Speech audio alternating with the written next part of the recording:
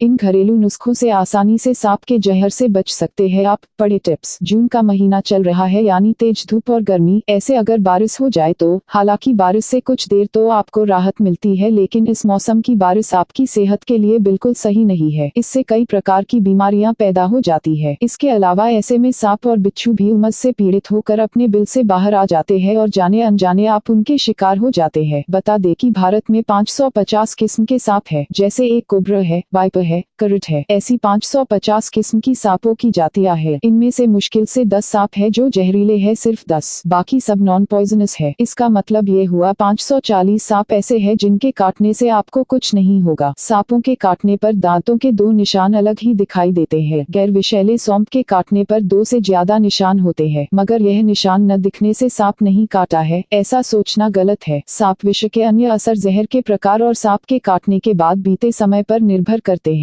लगभग 95% मामलों में यह सांप के काटने का पहला लक्षण होता है, इसलिए नींद आना सबसे पहला लक्षण होता है। 2, इसके बाद निगलने और सांस लेने में मुश्किल होनी शुरू हो जाती है। सांस की दर नापने का तरीका एक उपयोगी तरीका है। आहत व्यक्ति से कहना कि वो एक बार के सांस लेकर उंगलियों पर गिने। अगर हर अगली सांस के साथ गिनती कम और कम होती जाए तो इसका अर्थ है कि सांस लेने की क्षमता पर असर हो रहा है। 3, यदि डंक जहरीला हो तब असर ज्यादा से ज्यादा 15 घंटों में दिखने लगता है, लेकिन सबसे पहले असर कुछ मिनटों में दिखाई देना शुरू हो सकता है, पर आमतौर पर यह असर आधे घंटे के बाद ही दिखना शुरू होता है। 4, रक्त के कारण डंक से और मसूड़ों और फिर अन्य जगहों से खून बहना शुरू हो जाता है। मसूड़ों से खून आना सबसे आम लक्षण है, जो कि करीब 95% मामलों में दिखाई देता है। 5, आमतौर पर लक्षण 1 घंटे के अंदर अंदर दिखाई देने लगते हैं। ज्यादातर असर 24 घंटों में दिखने लगते हैं।